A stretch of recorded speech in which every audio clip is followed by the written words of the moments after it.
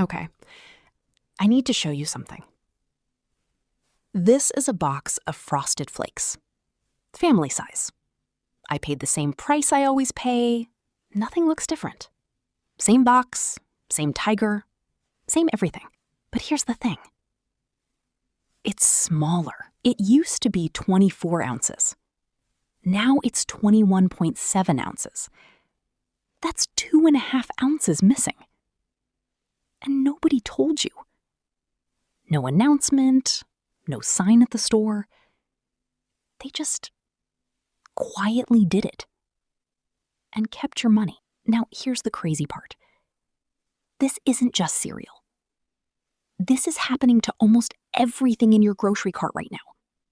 Chips, candy, coffee, ice cream, toilet paper, dish soap, cookies, everything. And today, I'm going to show you exactly which products got smaller, how much money you're actually losing, and the sneaky tricks companies use so you never notice. Because once you see this, you can't unsee it. Let me ask you something. Have you ever opened a bag of chips and it was gone way too fast? Like you just opened it, had a few handfuls, and suddenly it's empty.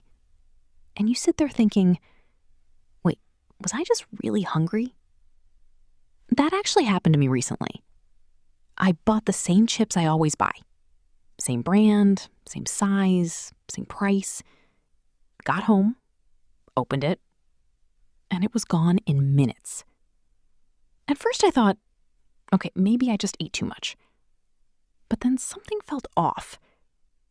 So I looked at the bag. And that's when I saw it. The weight. Smaller than before. Same price, less product. And that's when it hit me. This isn't random. This is happening everywhere. There's a word for it. It's called shrinkflation. And once you understand it, you start seeing it everywhere. Here's the simplest way to understand it.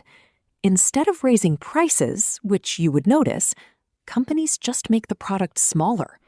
Price stays the same, packaging looks the same, brand stays the same, but you're getting less every single time. Think about this. If milk goes from $3 to $4, you notice. You might complain, you might switch brands, but if it stays $3 and the bottle quietly shrinks, most people won't notice. That's why companies do it, because it works. And the only place they're required to be honest is that tiny little number on the back, the weight, the ounces, the one thing almost nobody checks. Let's go back to cereal, because this is where it becomes obvious.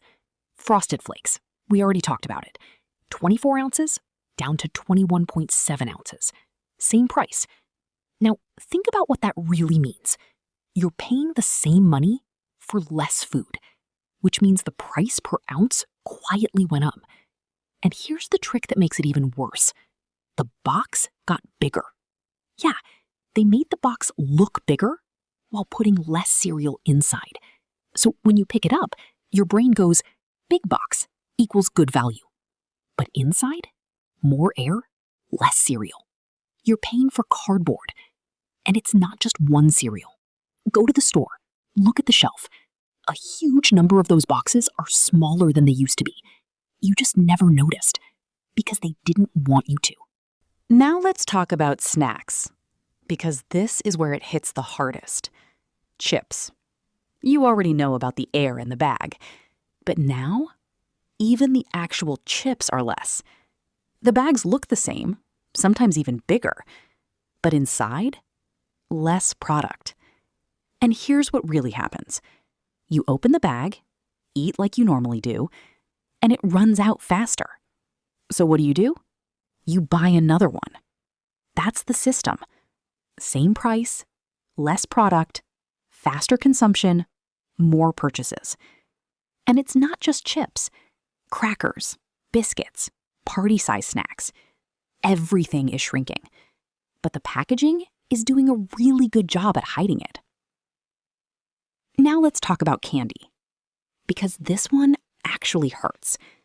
Those big party-size bags, they're smaller now. Less candy, same price. You pick it up thinking you're getting a good deal, but you're not. You're getting less than before.